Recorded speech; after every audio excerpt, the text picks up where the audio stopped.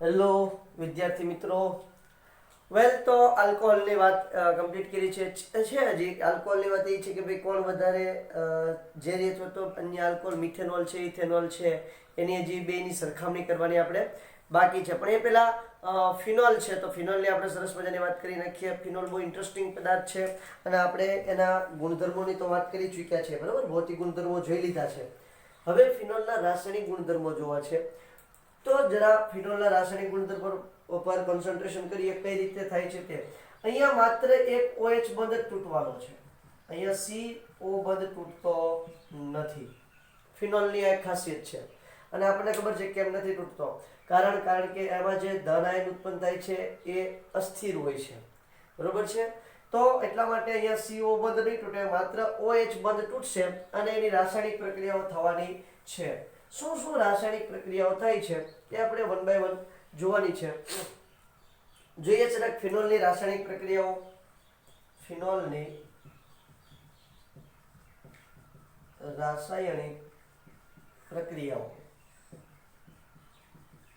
મેં કીધું એમ માત્ર કઈ પ્રક્રિયા થવાની છે? OH બંધ તૂટવાથી થતી પ્રક્રિયાઓની વાત કરવાની છે. ઓકે, તો જુઓ, પહેલી વાત આવે છે ફિનોલ જે છે એનો એસિડિક સ્વભાવ છે. એ તમારા ભૂરા લિટમસ પત્રને લાલ બનાવે છે. કારણ કે ફિનોલ એસિડિક સ્વભાવ ધરાવે છે. ફિનોલ એસિડિક સ્વભાવ ધરાવે છે. પાણીમાં દ્રાવ્યતા ઓછી હોય, પાણીમાં આલ્કોહોલ કરતા ઓછા દ્રાવ્ય હોય.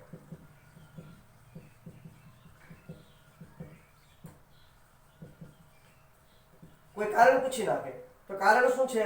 કારણ કે તેમાં મોટો હાઇડ્રોકાર્બન નો ભાગ આવેલો હોય છે. હે ને?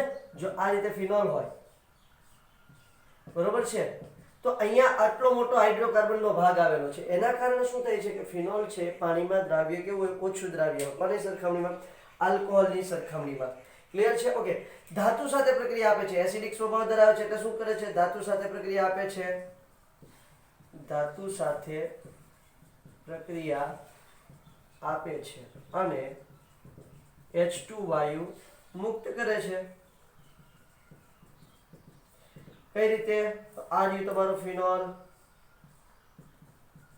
અતિ પ્રતિક્રિયાત્મક ધાતુ જેમ કે સોડિયમ, પ્રતિક્રિયાત્મક ધાતુ સાથે જઈ લખી નાખું છું પ્રતિક્રિયાત્મક.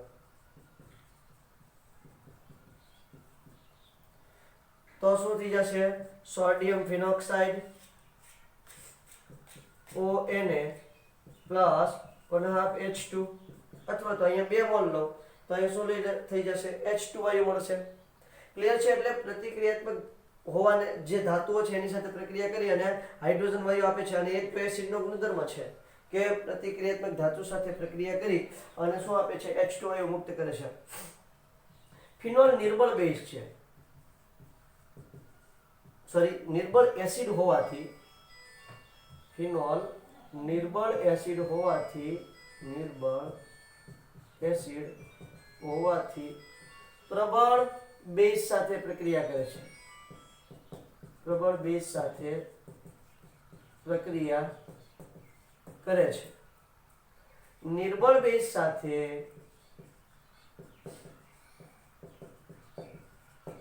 પ્રક્રિયા કરતું નથી. લાઈક ધેટ કે સમજી લો કે ભાઈ ફિનોલ છે તો એ તમારા સોડિયમ સાથે પ્રક્રિયા કરશે, સોડિયમ હાઇડ્રોક્સાઇડ સાથે પ્રક્રિયા કરશે એટલે શું બની જાય? સોડિયમ ફિનોક્સાઇડ ONA વત્તા H2. નિર્બળ એસિડ નિર્બળ બેઝ કોણ છે? તો કે ભાઈ તમારા સોડિયમ કાર્બોનેટ એક તો પોતે નિર્બળ છે, તો નિર્બળ સાથે બહુ પ્રક્રિયા બહુ નિર્બળ છે, અતિ નિર્બળ છે, બરોબર છે. એટલે Na2CO3 અને NaHCO3, sodium carbonate, sodium bicarbonate, એની સાથે પ્રક્રિયા આપતું નથી, પ્રક્રિયા થતી નથી. અહીંયા પણ પ્રક્રિયા થતી નથી. ક્લિયર છે? માત્ર પ્રબળ બેઝ સાથે જ પ્રક્રિયા થાય છે. આ વસ્તુ ખાસ નોટ કરજો બેટા, કારણ કે એનું તમને રીઝન પૂછીને કે કેમ નથી કરતું પ્રક્રિયા, તો આપણે કહેવાનું કે ભાઈ ફિનોલ ઓલરેડી ખૂબ નિર્બળ એસિડ છે. નિર્બળ એસિડ છે તો આટલા નિર્બળ બેઝ સાથે રિએક્શન આપી શકતું નથી અને ક્ષાર બનાવી શકતું નથી, ખાસ કરીને ઓરડાના તાપમાને. ક્લિયર વાત છે? ઓકે, ચલો મેં મસ્ત મજાની વાત કરી. પછી આપણે એના ફિનોલના એસિડિક સ્વભાવ વિશે જાણીએ છીએ કે ફિનોલ જે છે એ સરસ મજાનું એસિડિક છે. એ આલ્કોહોલ કરતાં વધારે એસિડિક છે. કારણ કે જ્યારે એનું જલીય દ્રાવણ બનાવવામાં આવે છે ફિનોલનું જલીય દ્રાવણ બનાવીએ છીએ ત્યારે શું થાય છે તો કે જે તમારા H3O+ ઉત્પન્ન થાય છે અને ફિનોક્સાઇડ આયન ઉત્પન્ન થાય છે. આ ફિનોક્સાઇડ આયનનું સંસ્પંદન થાય છે. આ છે ફિનોલ, એનું જલીય દ્રાવણ બનાવો છો બેટા, બરોબર છે? એટલે શું થાય છે, અહીંયા ફિનોક્સાઇડ આયન ઉત્પન્ન થાય છે અને અહીંયા તમારું ઉત્પન્ન થાય છે H3O+, બરાબર છે? આ ફિનોક્સાઇડ આયન ઉત્પન્ન થાય છે તો શું થશે તો કે ભાઈ અહીંયા જે ઓક્સિજન પર અબંધકારક ઇલેક્ટ્રોન યુગ્મ છે એ સંસ્પંદન અનુભવશે.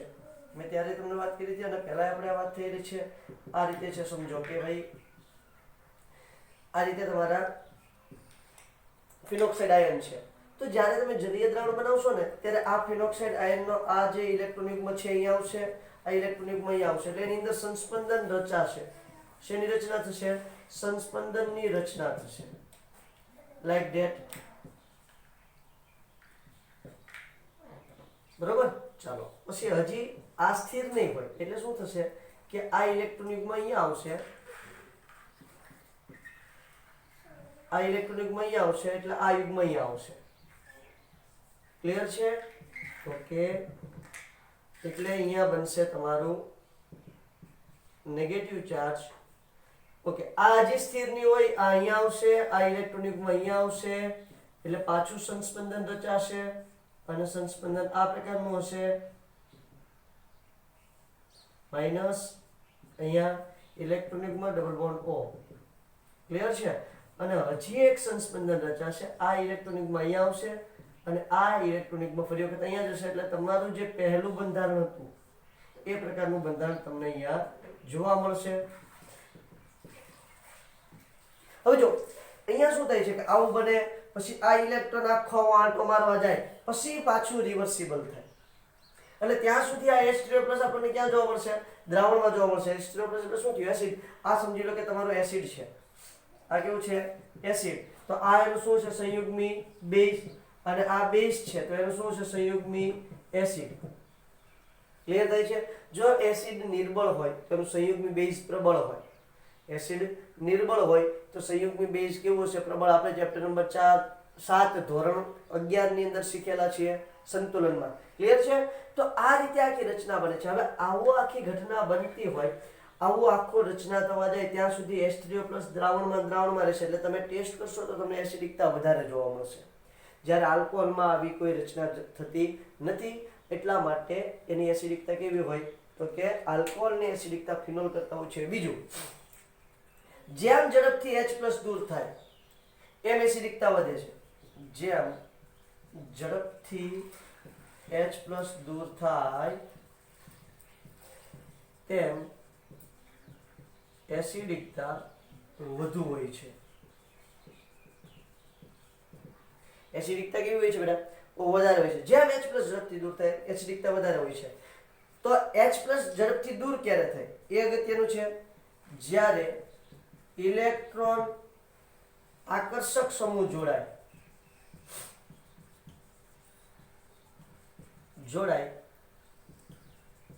ત્યારે H+ ઝડપથી અને ઇલેક્ટ્રોન દાતા સમૂહ જોડાય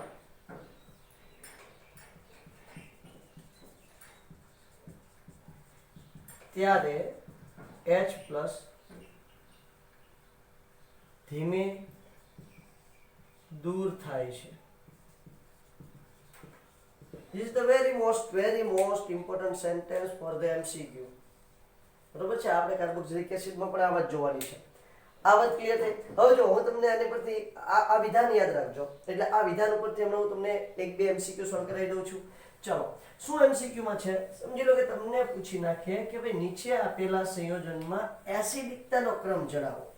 નીચે આપેલા સંયોજનમાં એસિડિકતાનો ક્રમ તમારે જણાવવાનો છે કે ભાઈ કયું વધારે એસિડિક છે અને કયું ઓછું એસિડિક છે, એ તમારે સમજાવવાનું છે. તો આપણે જે વિધાન હમણાં જોયું છે એ વિધાનને આધારે જરાક વાત કરી દઈએ. સમજી લો કે ભાઈ એમાં જે ઇલેક્ટ્રોન આકર્ષક સમૂહ છે એ ઝડપથી H+ દૂર કરે. તો હું તમને એમ કહું છું કે ભાઈ તમારે નીચે આપેલા જે સંયોજનો છે એને એની એસિડિકતાના ક્રમમાં ગોઠવવાના છે. કેવો ઇલેક્ટ્રોન આકર્ષક સમૂહ જોડાયેલો છે કે તમારે ઇલેક્ટ્રોન દાતા સમૂહ જોડાયેલો છે, એના આધારે તમારે એને નક્કી કરવાનું છે કે આમાં કોની એસિડિકતા વધારે છે તે. ક્લિયર છે? ઓકે, ચલો તો જુઓ, આ માત્ર ફિનોલ એને 1 નંબર આપી દઉં, આને 2 નંબર આપી દઉં અને આને 3 નંબર આપી દઉં છું. ક્લિયર છે? Okay, clear sir. તો હવે જુઓ, આ માત્ર ફિનોલ છે તો એસિડિક છે. આ ઇલેક્ટ્રોન આકર્ષક સમૂહ છે જે ઝડપથી H+ દૂર કરવામાં હેલ્પ કરશે, અને આ ઇલેક્ટ્રોન દાતા સમૂહ છે જે ઝડપથી H+ દૂર કરશે નહીં. તો શું થશે? સૌથી વધારે એસિડિક 2, પછી વધારે એસિડિક 1 અને એનાથી ઓછું એસિડિક 3. આ તમારી એસિડિકતાનો ક્રમ થશે.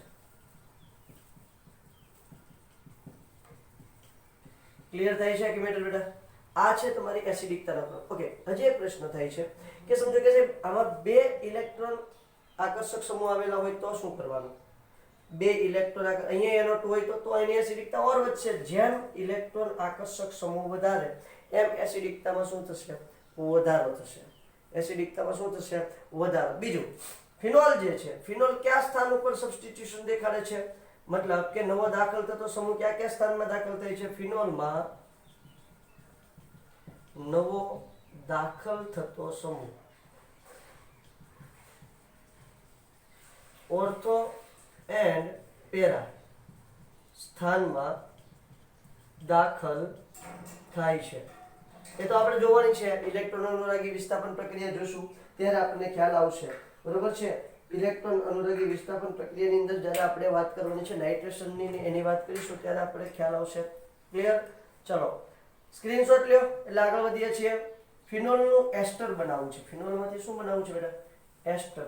ફિનોલિક એસ્ટરની બનાવટ જે તમારા પુસ્તકમાં નથી આપેલી, પણ આપણે એને જરા એને પર વાત કરશું, કોન્સન્ટ્રેશન કરશું એ વાત પર. બીજી રિએક્શન છે ફિનોલનું અથવા તો ફિનોલિક એસ્ટર. ફિનોલિક એસ્ટરની બનાવટ કઈ રીતે બને છે? એનસીઈઆરટી બુકની અંદર નથી આપેલી આ વાત, એટલે તમારે વાત ઉપર જરા કોન્સન્ટ્રેશન કરવાનું છે. બેઝિક માધ્યમમાં ફિનોલ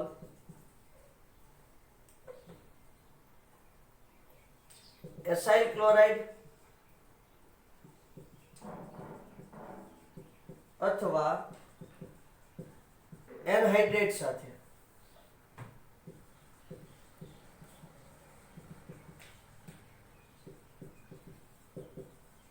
એસ્ટર બનાવે છે. એસાઇલ ક્લોરાઇડ જોશે અથવા તો એનહાઇડ્રેટ જોશે, એ બે સામાન્ય રીતે બે સાથે જ હોય બેટા. બરોબર છે? આલ્કેલેશન કે એસાઇલેશનની ઘટના થતી હોય ને તેના બંને સાથે જશે. એનહાઇડ્રેટ આપણે એસાઇલ ક્લોરાઇડની જગ્યાએ એસિડ ક્લોરાઇડ કહેશું તો વધારે અનુકૂળ પડશે. બરોબર છે? એસિડ ક્લોરાઇડ અથવા તો એનહાઇડ્રેટ, એસાઇલ નથી લખતું, એસિડ લખો. એમાંથી એસાઇલ સમૂહની આપણે જરૂર પડતી હોય છે. ચાલો, એસિડ ક્લોરાઇડ અથવા તો એનહાઇડ્રેટ સાથે તમે પ્રક્રિયા કરાવશો. એસિડ એનહાઇડ્રેટ, આને પણ એસિડ કહેજો, ખાલી એનહાઇડ્રેટ નથી કરતો. Acid anhydrate. ક્લિયર? ચાલો, આની સાથે બેઝિક માધ્યમ એટલે કે આપણે NaOH રાખશું સામાન્ય રીતે. NaOH ની હાજરીમાં રિએક્શન કરાવશો ને એટલે એસ્ટર બનશે. ફિનોલ. ચાલો, આ રહ્યું તમારું ફિનોલ OH. બરોબર છે? એની તમારે એસિડ ક્લોરાઇડ અથવા તો એસિડ એનહાઇડ્રાઇડ. એસિડ ક્લોરાઇડ કોને કહીએ છીએ? RCOCl. NaOH સાથે રિએક્શન કરાવશો એટલે શું થશે? તો કે NaOH સાથે રિએક્શન કરાવશો એટલે પાણીનો અણુ દૂર થશે અને NaCl દૂર થશે અને અહીંયા તમને મળી જશે એનહાઇડ્રાઇડ સોરી એસ્ટર OCOR બરોબર છે વત્તા NaCl વત્તા H2O આ એસિડ ક્લોરાઇડ સાથે પ્રક્રિયા કરાવી છે એસિડ ક્લોરાઇડ હવે એનહાઇડ્રેટ સાથે રિએક્શન કરાવું છું ચલો પહેલા એનહાઇડ્રેટ સાથે એસિડ એનહાઇડ્રેટ સાથે રિએક્શન કરાવું છું RCO twice O બરોબર છે એને આમ પણ લખાય છે R C double bond O O C double bond O અને R આ રીતે પણ લખાય છે આ છે એસિડ એનહાઇડ્રેટ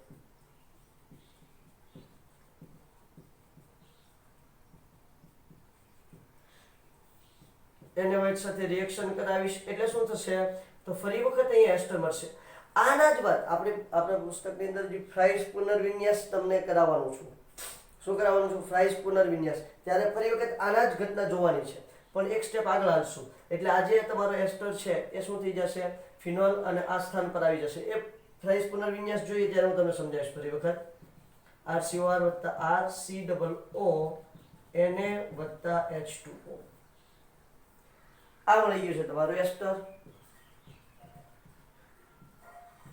કેવું એસ્ટર છે ફિનોલિક એસ્ટર કેવું એસ્ટર છે બેટા ફિનોલિક એસ્ટર અલગ અલગ એક્ઝામ્પલ લઈ લઈએ આપણે એને રિલેટેડ સરસ મજાના અલગ અલગ એક્ઝામ્પલ લઈ લઈએ એટલે આપણી વાત થઈ જાય ક્લિયર ઓકે સેવ કરો ક્લિયર વાત ચાલો તો હું એસિડ એનહાઇડ્રેટ લઈ લઉં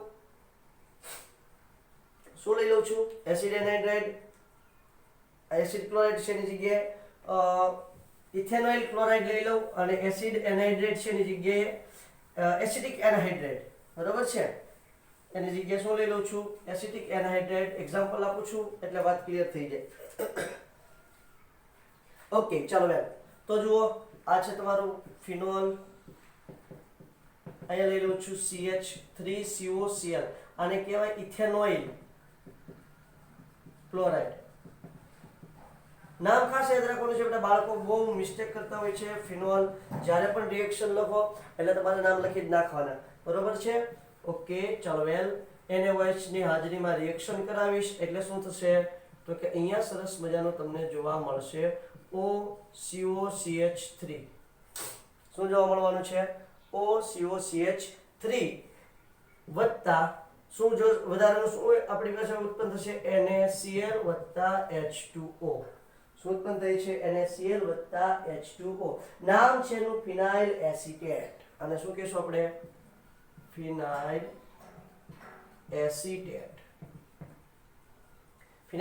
બન્યું છે ક્લિયર થાય છે બેટા આખી વાત બહુ સિમ્પલ છે ને કઈ નવાઈની વાત નથી ફિનોલિક એસ્ટર અથવા તો ફિનાઇલ એસ્ટરનું બનાવટ બરાબર છે આ વાત છે ઓકે હવે હું લઈ લઉં છું ઇથેનોઇલ ક્લોરાઇડ ની જગ્યાએ એને એસિટાઇલ ક્લોરાઇડ કહેવાય ઇથેનોઇલ ક્લોરાઇડ ને એસિટાઇલ ક્લોરાઇડ હવે એનહાઇડ્રેટ લઈ લઉં છું કોઈ પ્રશ્ન નથી બેટા બરોબર છે અહીંયા OH લઈ લો અહીંયા OH આ ફિનોલ વત્તા CH3 C double bond O O C double bond O CH3 ચલો જોઈએ આનું નામ શું થાય આ છે એનહાઇડ્રેટ એનું સામાન્ય નામ છે એસિટિક એનહાઇડ્રાઇડ પણ એનું IUPAC નામ શું થશે ઇથેનોઇક એનહાઇડ્રેટ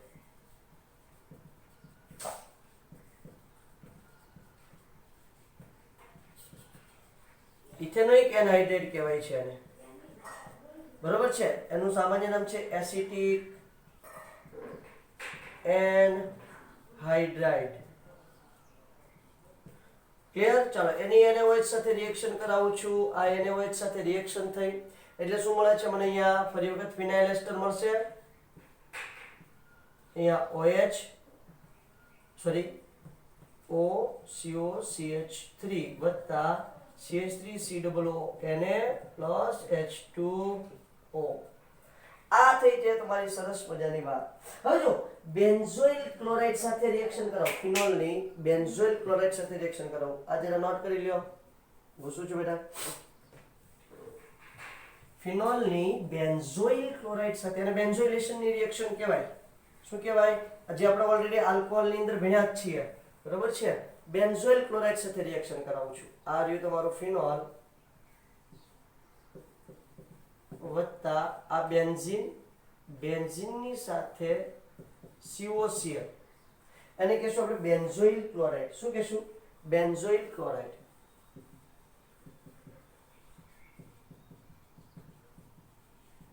આઈ હોપ તમને યાદ જ હશે બેટા. બેન્ઝોઇલ ક્લોરાઇડ કોઈ નવી વાત નથી, સિમ્પલ છે. ચલો NaOH ની હાજરીમાં રિએક્શન કરાવું છું. NaOH એટલે -NaCl, NaCl દૂર થઈ જશે. અહીંયા શું મળશે તો કે આ બેન્ઝીન રિંગ. જો એને બે રીતે નહીં, એમ તો ઘણી બધી રીતે દર્શાવી શકાય, પણ હું એને આ રીતે દર્શાવું છું. આ તમારો ઓક્સિજન, બરોબર છે, કારણ કે અહીંયા જે NaOH માંનો Na છે એ હાઇડ્રોજનનું વિસ્થાપન કરીને જોડાણું હશે, એટલે ONA બન્યું હશે. પછી Na અને આ Cl દૂર થાય એટલે અહીંયા CO વધે અને પછી અહીંયા તમારી બેન્ઝીન રિંગ વધશે. આહા, કેટલું સરસ સંયોજન છે. ફિનાઇલ બેન્ઝોઇડ બોલાય ને શું બોલાય? ફિનાઇલ બેન્ઝોઇડ. ઓલામાં કેમ ફિનાઇલ એસિટેટ હતું, એમ આને કહેશું આપણે ફિનાઇલ બેન્ઝોએટ. આ રિએક્શનને જે બેન્ઝાઇલેશનની રિએક્શન છે એને સ્કોટન બાઉમેન રિએક્શન પણ કહેવાય છે. સ્કોટન બાઉમેન પ્રક્રિયા ઓલરેડી આપણે ત્યાં જ કીધેલું હતું, બરોબર છે. આ જે રિએક્શન છે એને સ્કોટન બાઉમેન રિએક્શન તરીકે ઓળખવામાં આવે છે. ક્લિયર થાય છે કે વાત? ઓકે. આ ફિનાઇલ, આ જે તમારું ફિનોલ છે, ફિનોલમાંથી ઇથર પણ બને છે. એ આપણે ઇથરના ઉત્પાદનમાં જોવાનું છે, જેને વિલિયમસન સંશ્લેષણ પ્રક્રિયા તરીકે બનાવવામાં આવે છે. એક રિએક્શન આપી દઉં છું ફિનોલમાંથી ઇથરની, બરોબર છે.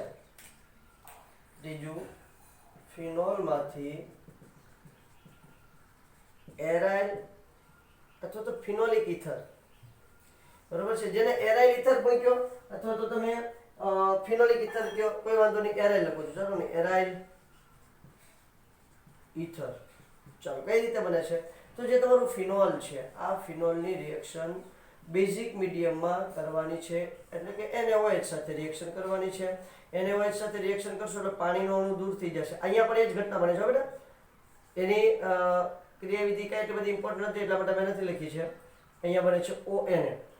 એટલે આ જે ONA બને છે, આ ONA ની પ્રક્રિયા તમારે RX સાથે કરવાની છે. કોની સાથે કરવાની છે? RX સાથે. એટલે આ Na અને આ X દૂર થઈ જશે, એટલે NaX અહીંથી દૂર થઈ ગયું. હવે ત્યાં તમારું શું Na ની જગ્યાએ જોડાઈ જશે? R જોડાઈ જશે, OR. તો આ બનશે તમારું એરાઇલ ઇથર. ચલો એક એક્ઝામ્પલ જોઈ લે ને એટલે વાત ક્લિયર થઈ જાય, બરોબર છે. ફિનોલમાંથી એરાઇલ ઇથરની બનાવટ.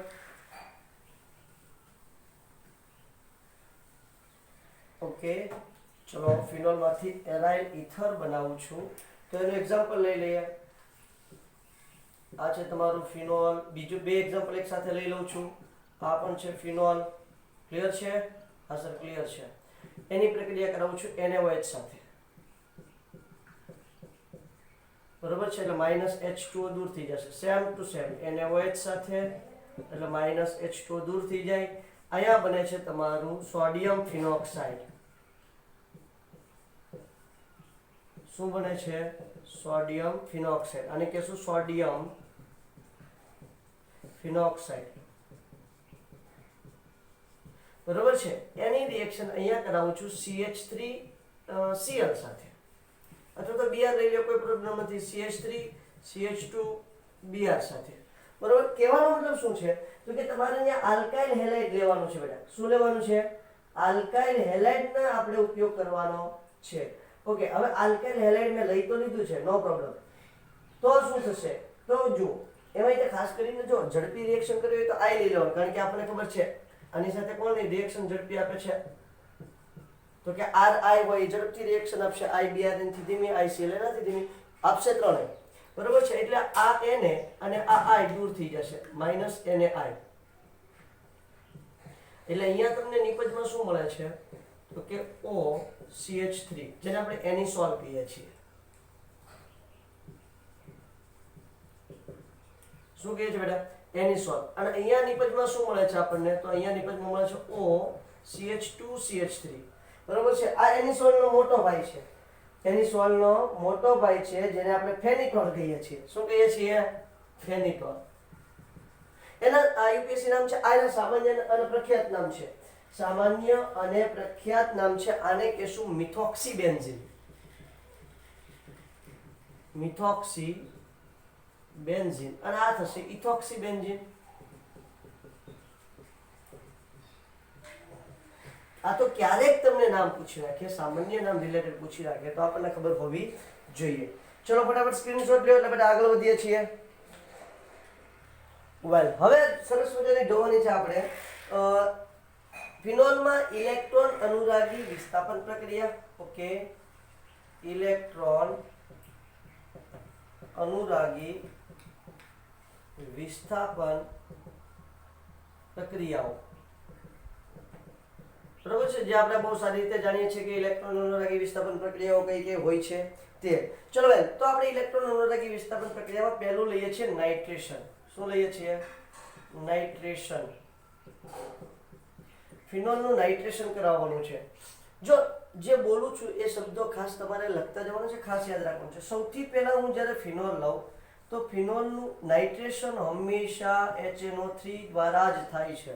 આપણે એની રિએક્શન પણ જોઈ છે, એટલે અત્યારે હું એની ક્રિયાવિધિ આખી દેખાડતો નથી. મેં ઓલરેડી તમને આગળના ચેપ્ટરની અંદર ક્રિયાવિધિ એની સમજાવી દીધી છે. બરાબર? તો જુઓ, હવે શું થાય કે મંદ HNO3 લઉં છું. મંદ HNO3 વડે જ્યારે હું એનું નાઇટ્રેશન કરીશ ત્યારે મને નિપજમાં શું મળશે? તો કે મને મળશે કે અહીંયા આપણે સમૂહ દાખલ કરવાનો છે, NO2 સમૂહ દાખલ કરવાનો છે.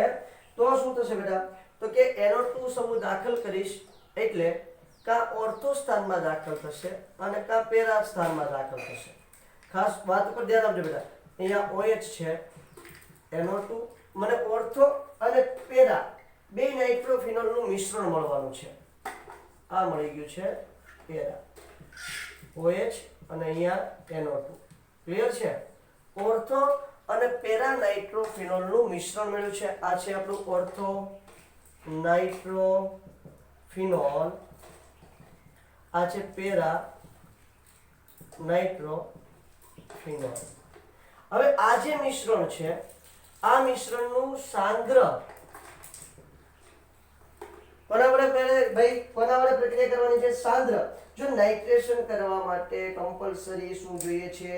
સાંદ્ર, ખાસ કરીને સાંદ્ર HNO3 વત્તા સાંદ્ર H2SO4, તો જ NO2 પ્લસ મળે છે. અહીંયા મંદ HNO3 થી થાય છે પણ એ નાઇટ્રેશન મંદ થાય છે.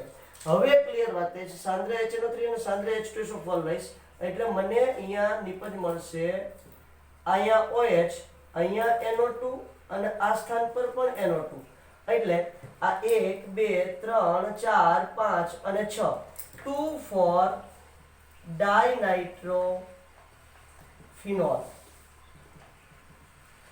આનું ફરી વખત સાંદ્ર HNO3 વત્તા સાંદ્ર H2SO4 એના વડે નાઇટ્રેશન કરીશ એટલે મને અહીંયા મળશે 2,4,6 ટ્રાઇનાઇટ્રોફિનોલ.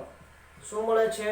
2,4,6 ટ્રાઇનાઇટ્રોફિનોલ મને મળે છે. લખી નાખું છું 2,4,6 ટ્રાઇનાઇટ્રોફિનોલ. આને પિક્રિક એસિડ પણ કહેવાય છે. આનું બીજું નામ શું છે? Picric acid. પિક્રિક એસિડ બહુ જ ઇમ્પોર્ટન્ટ સબસ્ટન્સ છે અને બહુ અગત્યનો પણ છે અને બહુ બધી જગ્યાએ ઉપયોગ થાય છે અને એમાંથી ક્વેશ્ચન પણ બહુ બધી વખત પૂછાય છે. એવું પૂછી નાખે કે એસિડ ન આવેલું હોય છતાં એસિડ તરીકે વર્તતું હોય એવું સંયોજન કયું છે? બરાબર છે? આ દરેક સ્ટેપમાં આપણે પાણીનો અણુ દૂર કરવાનો છે. અહીંયા -H2O કરીશ, અહીંયા પણ -H2O કરીશ. ખાસ રિએક્શન જોવાની છે. હવે જો ડાયરેક્ટ આ મેળવી શકાય છે ફિનોલમાંથી. ડાયરેક્ટ તમે 2,4,6 ટ્રાઇનાઇટ્રોફિનોલ મેળવી શકો એટલે કે પિક્રિક એસિડ મેળવી શકો. આ વખતે શું કરવાનું છે? થોડુંક તાપમાન વધારે રાખવાનું છે. ધુમાયમાન HNO3 લેવાનું છે. ધુમાયમાન HNO3 અને 384 કેલ્વિન તાપમાન પાણીનો અણુ દૂર. 384 કેલ્વિન તાપમાન પાણીનો અણુ દૂર. કે 3 જગ્યાએ NO2 છે એટલે 3 પાણીના અણુ દૂર કરી દઈશું. 3 પાણીના અણુ દૂર થાય અને ડાયરેક્ટ 2,4,6 ટ્રાઇનાઇટ્રોફિનોલ મળે છે. ખાસ યાદ રાખજો, મંદ HNO3 વડે નાઇટ્રેશન કરશો એટલે ઓર્થો નાઇટ્રોફિનોલ અને પેરા નાઇટ્રોફિનોલનું મિશ્રણ મળે છે. એનું પછી સાંદ્ર HNO3 અને સાંદ્ર H2SO4 સાથે રિએક્શન કરશો અને 2,4 ડાયનાઇટ્રોફિનોલ મળે છે. એનું ફરી વખત સાંદ્ર HNO3 સાંદ્ર H2SO4 સાથે નાઇટ્રેશન કરશો એટલે 2,4,6 ટ્રાઇનાઇટ્રોફિનોલ મળે છે. અને ડાયરેક્ટ ફિનોલમાંથી 2,4,6 ટ્રાઇનાઇટ્રોફિનોલ પણ તમે મેળવી શકો છો. કઈ રીતે? ધુમાયમાન HNO3 સાથે 384 કેલ્વિન તાપમાને રિએક્શન કરાવશો ડાયરેક્ટ 2,4,6 ટ્રાઇનાઇટ્રોફિનોલ મળે છે. નાઇટ્રેશન કરવા માટે ફરજિયાત કોણ જોઈએ છે? સાંદ્ર HNO3 અને H2SO4 જોઈએ છે, પણ અહીંયા મંદ HNO3 ની મદદથી નાઇટ્રેશન કર્યું છે તો મંદ નાઇટ્રેશન થશે. આ ખાસ મગજમાં રાખવાનું છે. તો આ વાત હતી તમારી નાઇટ્રેશનની. ક્લિયર થઈ છે? ઓકે ભાઈ. ત્યાર પછી બીજી વાત કરીએ છીએ આપણે સરસ મજાનું હેલોજિનેશન. હેલોજિનેશનમાં ખાસ બ્રોમિનેશન જોવાનું છે. સ્ક્રીનશોટ લઈ લો બેટા, એટલે બ્રોમિનેશન દેખાડું છું.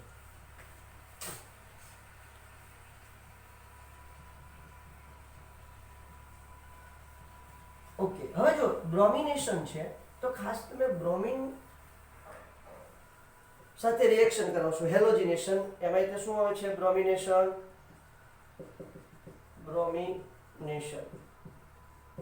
ફિનોલનું બ્રોમિનેશન કરાવું છું. જો છે તમે FeBr3 ઉદ્દીપકની હાજરીમાં ડાયરેક્ટ Br2 સાથે રિએક્શન કરાવશો એટલે 2,4,6 ટ્રાઇબ્રોમોફિનોલના સફેદ અવક્ષેપ મળે છે. આ છે તમારું ફિનોલ, બરોબર છે. FeBr3 ઉદ્દીપકની હાજરીમાં, કારણ કે આપણે બ્રોમિનેશન એમ જ કરાવીએ ને.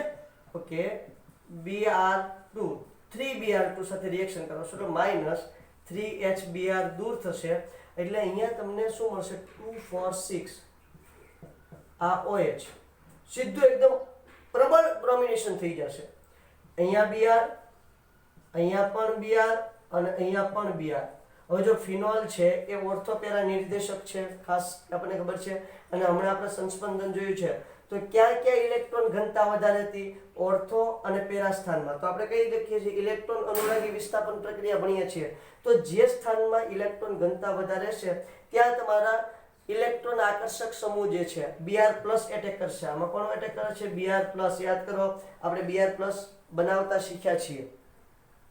તો અહીંયા જ્યારે તમે રિએક્શન કરાવશો એટલે 2,4,6 ટ્રાઇબ્રોમોફિનોલ મળે છે, બરોબર છે. પણ આપણે મોનોવિસ્થાપિત નિપજ જોતી હોય તો, એટલે કે બ્રોમિન જે છે, મોનોવિસ્થાપિત બ્રોમિન મારે જોઈતું હોય તો મારે શું કરવું પડે સાહેબ?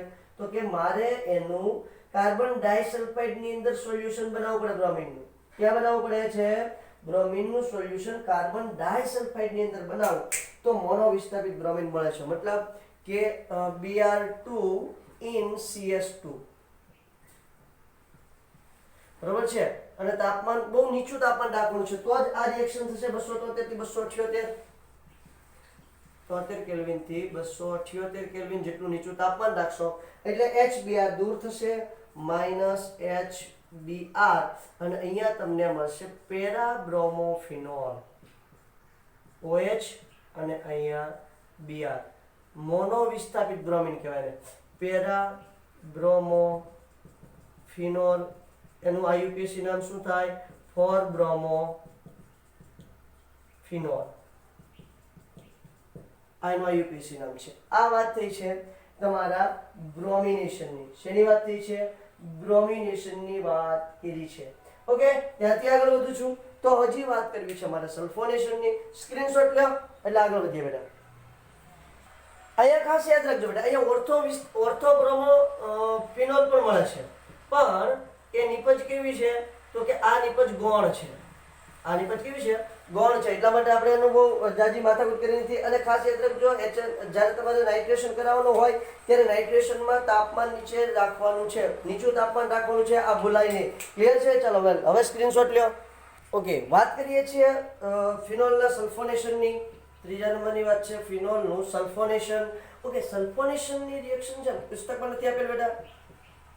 સલ્ફોનેશન ફ્યુમિંગ H2SO4. સલ્ફોનેશન હંમેશા H2SO4 ની હાજરીમાં થાય તો સાંદ્ર H2SO4 ની હાજરીમાં તમે કરાવશો તો શું થાય છે? ફિનોલનું ફ્યુમિંગ H2SO4 સાથે. ફ્યુમિંગ એટલે ધુમાયમાન થાય, ધુમાયમાન H2SO4 અથવા તો ફૂલ સાંદ્ર લઈ લ્યો એટલે એની અંદરથી આપણને ખબર છે SO3 ઉત્પન્ન થશે. તો અલગ અલગ તાપમાને છે ને એ અલગ અલગ નિપજ આપશે. સમજો કે 25 ડિગ્રી સેલ્સિયસ તમે તાપમાન રાખશો એટલે તમારી ઓર્થો SO3H સલ્ફોનિક એસિડ મળે છે ઓર્થો સ્થાનમાં. અને જો તમે 100 ડિગ્રી સેલ્સિયસ તાપમાન રાખશો તો SO3H સમૂહ ક્યાં તમને જોવા મળશે? પેરા સ્થાનમાં તમને જોવા મળે છે. બરોબર છે. ઓર્થોફિનોલ બેન્ઝીન સલ્ફોનિક એસિડ અને કે શું? ઓર્થોફિનોલ અથવા તો ortho hydroxy benzene sulphonic acid, ortho hydroxy benzene sulphonic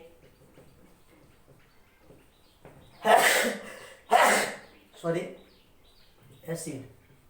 બરોબર છે. અને અહીંયા આવશે para hydroxy benzene sulphonic acid. બે અલગ અલગ તાપમાને અલગ અલગ નિપજ આપશે. ખાસ યાદ રાખવાનું છે બેટા. ક્લિયર છે? ચલો વેલ ત્યાંથી આગળ વધીએ. સ્ક્રીનશોટ લ્યો. તો શું આવે છે? તો કે ભાઈ આ જ તમારું જે ફ્રીડલ-ક્રાફ્ટ આલ્કાઇલેશન અને એસાઇલેશન પણ આપે છે. શું આપે છે? ફ્રીડલ-ક્રાફ્ટ આલ્કાઇલેશન અને એસાઇલેશન. ફ્રીડલ-ક્રાફ્ટ આલ્કાઇલેશન અને એસાઇલેશન. બરોબર છે. તો એની માટે કોણ જોઈએ? નિર્જળ AlCl3, નિર્જળ ZnCl2 તો FeCl3 કોઈ પણ ચાલશે. ચાલો ફિનોલ છે, OH એની રિએક્શન કરાવું છું, CH3COCl. સાહેબ આ તો હમણાં આપણે રિએક્શન કરાવી હતી NaOH ની હાજરીમાંથી. ખાસ મગજમાં રાખવાનું છે જો NaOH હોય તો એસ્ટર બનાવશે અને જો તમારું અહીંયા નિર્જળ AlCl3 હોય. આ જ રમત છે બેટા. ઓર્ગેનિકની આ રમત છે. આને રમત કહેવાય કે તમે અહીંયા ઇલેક્ટ્રોન અનુરાગી વિસ્થાપન પ્રક્રિયા કરાવો છો એટલે અહીંયા તમને નિપજમાં આવી કંઈક નિપજ મળશે. OH એમનેમ રહેશે અને COCH3 મળે છે. ક્લિયર થાય છે કે બેટા? હવે એવી જ રીતે તમે અહીંયા સમજી લો કે ભાઈ OH લીધું. યસ કે નો બેટા? આખી વાત સમજાય છે તમને કે ભાઈ જો NaOH લ્યો તો એસ્ટર આપશે. પેલા NaOH લેશો તો એસ્ટર આપશે અને જો તમે શું લેશો તો કે ભાઈ નિર્જળ AlCl3 લેશો તો તમને શું આપે છે? હાઇડ્રોક્સી એસિટોફિનોલ આપે છે. શું આપે છે? Hydroxy acetophenol. આ કયું છે? Ortho hydroxy acetophenol. ઓકે. એનું પેરા સ્વરૂપ પણ તમને જોવા મળે છે. સાથે જ હોય છે OH OCH COCH3. બરોબર છે. તો આ થઈ જશે પેરા હાઇડ્રોક્સી એસિટોફિનોલ ફિનોલ. હવે આનું તમે જોશો ને તો બીજું IUPAC નામ માટે 1 2 1 પછી આને કહેશું 2 હાઇડ્રોક્સી ફિનાઇલ પછી કહેશું ઇથેન 1 ઓન. આનું IUPAC નામ શું થશે? ધ્યાન આપજો. 1 કૌંસમાં લખશું 2 હાઇડ્રોક્સી ફિનાઇલ પછી કૌંસ પૂરો. ક્લિયર? એટલું ક્લિયર થી બેટા? આને કહેશું 1 2 3 4 5 6 એટલે શું થઈ જાય? 1 પહેલા આ મુખ્ય શૃંખલા થશે આપણી. એની સાથે પહેલા કાર્બન ઉપર ફિનાઇલ છે. ફિનાઇલ ની અંદર OH છે એટલે ઉપશૃંખલા થઈ જાય 2 હાઇડ્રોક્સી ફિનાઇલ. પછી શું થશે? Ethane 1 on. Ethane 1 on. આ ઇથેન અને પહેલા કાર્બન ઉપર કીટોન છે એટલે 1 ઓન. આનું શું થશે? જાતે બનાવવાનું છે. અને શું થશે? 1 4 hydroxy phenyl. 1 4 hydroxy phenyl ethane 1 on. આનું નામ થશે. આનું નામ અહીંયા લખ્યું છે. આનું તમારે જાતે બનાવી નાખવાનું છે. હવે જો આ તો કે થયું એસાઇલેશન ની વાત થઈ. એસાઇલેશન. યસ યાનો. હવે જો આલ્કાઇલેશન કરાવું છું CH3Cl ફરી વખત નિર્જળ AlCl3 અહીંયા FeCl3 પણ હાલે અને નિર્જળ ZnCl2 પણ ચાલે. તો અહીંયા શું થઈ જશે? અહીંયા તમારું આલ્કાઇલેશન ની રિએક્શન થશે OH અને અહીંયા CH3 વત્તા અહીંયા થશે OH અને અહીંયા નીચે આવશે CH3 એનું મિશ્રણ મળશે. ક્લિયર છે? આ સબ ક્લિયર છે. આને શું કહેશું? તો જો બીજા કાર્બન ઉપર મિથાઇલ છે 2 મિથાઇલ ફિનોલ. આને કહેશું 4 મિથાઇલ ફિનોલ. આને કહેશું ઓર્થોક્રેસોલ. યાદ કરો. આને આપણે શું નામ આપ્યું હતું? ઓર્થોક્રેસોલ. અને આને કહીશું પેરાક્રેસોલ. આ છે તમારી ઇલેક્ટ્રોન અનુરાગી વિસ્થાપનમાં ફ્રીડલક્રાફ્ટ આલ્કેલેશન અને એસાઇલેશન ની વાતો. ક્લિયર છે? હજી એક ઘટના ભણવી છે જેને કહીશું આપણે ફ્રાઇસ પુનર્વિન્યાસ. શું કહીશું? ફ્રાઇસ પુનર્વિન્યાસ. બરોબર છે? પણ હવે ફ્રાઇસ પુનર્વિન્યાસ છે પ્લસ બીજી આપણે એક જોવાની છે ગેટલમેન આલ્ડેટ અને પછી રિમર ટીમાન અને એક જોવાની છે કોલ્બે સ્મિથ. એમાંની પહેલા ફ્રાઇસ પુનર્વિન્યાસ તમને સમજાવી દઉં જે સરળતાથી તમે સમજી શકો એવી છે અને બહુ ઇન્ટરેસ્ટિંગ આખી રિએક્શન છે. ક્લિયર છે? એમાં બે વાત કરવાની છે. કઈ બે? તો જો પહેલા NaOH સાથે રિએક્શન કરાવીશ. આની NaOH સાથે રિએક્શન કરાવું અને પછી AlCl3 સાથે રિએક્શન કરાવવાનું છે. એને એ જે રિએક્શન છે એ ફ્રાઇસ નામના વૈજ્ઞાનિકે શોધ્યો હોવાને કારણે એમાં પુનઃવિન્યાસ થાય છે, ફરી ગોઠવણી થાય છે. તમારું જે સંયોજન છે આ સંયોજનની એટલે કે જે COR સંયોજન છે, આ જે COR સંયોજન છે એની ફરી વખત ગોઠવણી થાય છે. એટલા માટે એને શું નામ આપ્યું છે? પુનર્વિન્યાસ.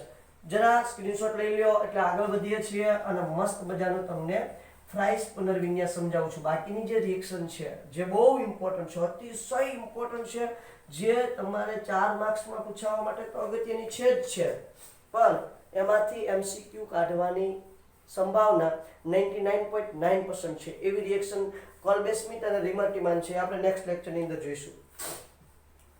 વાત કરીએ છીએ મસ્ત મજાની ફ્રાઇસ પુનર્વિન્યાસની. કોની વાત કરું છું? ફ્રાઇસ પુનઃવિન્યાસ અથવા તો પુનર્વિન્યાસ આમ પણ લખે છે. બરોબર છે? ફ્રાઇસ નામના વૈજ્ઞાનિકે આ વિન્યાસ શોધ્યો એટલે તેને ફ્રાઇસ પુનર્વિન્યાસ તરીકે ઓળખવામાં આવે છે. અહીંયા શું કરવાનું છે કે સૌથી પહેલા તમારે ફિનોલ છે, આ ફિનોલની રિએક્શન NaOH સાથે કરવાની છે. એટલે -H2O થઈ જશે, પાણીનો અણુ દૂર થઈ જશે એટલે અહીંયા મળશે તમને સોડિયમ ફિનોક્સાઇડ ONA. ક્લિયર છે? આખી મેટર જો બેટા બહુ ઇન્ટરેસ્ટિંગ છે. હવે આ ONA જે સંયોજન મળ્યું છે એની રિએક્શન તમારે કરવાની છે RCOCl. જો કે હમણાં હું તમને એક સ્ટેપમાં કરીને દેખાડું છું. એટલે શું થઈ જશે?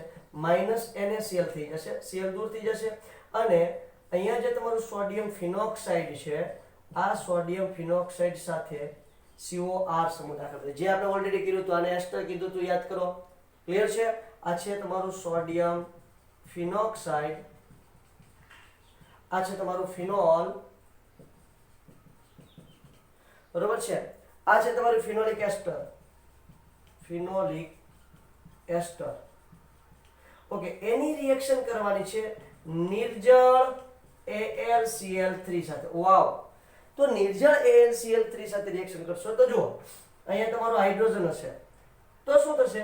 આ હાઇડ્રોજન જે છે એ અહીંયા આવશે, ઓક્સિજન પર આવશે એટલે આ હાઇડ્રોજન અહીંયા ઓક્સિજન સાથે જોડાશે અને આ જે COR સમૂહ છે એ અહીંયા આવશે એટલે આને કહેવાય પુનઃવિન્યાસ. ધ્યાન આપજો બેટા. અહીંયા થઈ જશે OH અને અહીંયા થઈ જશે COR. આને કહેશું આપણે પુનઃવિન્યાસ. શું કહેશું એને? પુનર્વિન્યાસ તરીકે ઓળખવામાં આવે છે. આખી મેટર ક્લિયર થઈ? બહુ સિમ્પલ છે, બહુ જ સિમ્પલ ઘટના છે, કોઈ નવીન વાત કરવાની નથી. ક્લિયર થાય છે? તો અહીંયા શું આવશે? તો અહીંયા આવશે આપણું ઓર્થો હાઇડ્રોક્સી ફિનાઇલ આલ્કાઇલ કીટોન અને પેરા હાઇડ્રોક્સી ફિનાઇલ આલ્કાઇલ કીટોન. એવી જ રીતે પેરા નિપજ પણ મળે છે. કઈ નિપજ મળે છે? પેરા નિપજ પણ મળે છે. એટલે અહીંયા સાથે સાથે કરી નાખીશ.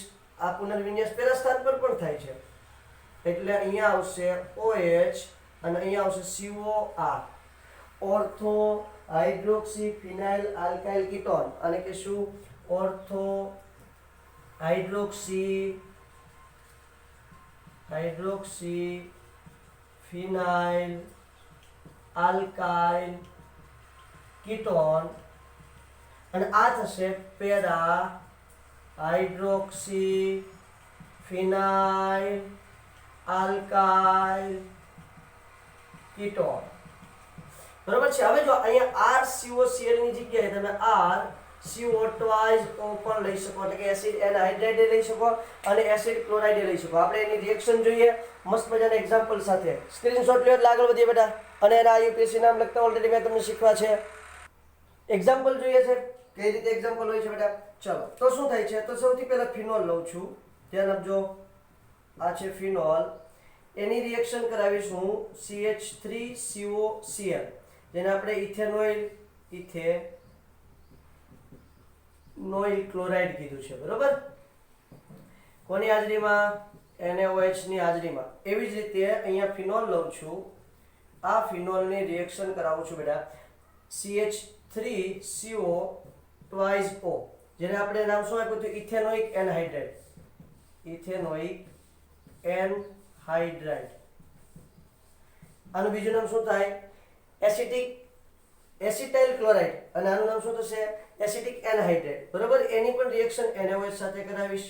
ચાલો NaOH સાથે કરાવીશ એટલે શું થશે? તમારો જે એસ્ટર સમૂહ છે O COCH3 એ ફિનોક્સાઇડ સાથે જોઈન્ટ થશે. અમે એક સ્ટેપમાં રિએક્શન કરી નાખી છે. અહીંયા શું દૂર થાય છે જોઈ લો. તો અહીંયા દૂર થાય છે CH3COO Na, અને અહીંયા દૂર થાય છે NaCl અને માઇનસ H2O. અહીંયા પણ માઇનસ H2O, એટલે અહીંયા મળે છે OCOCH3.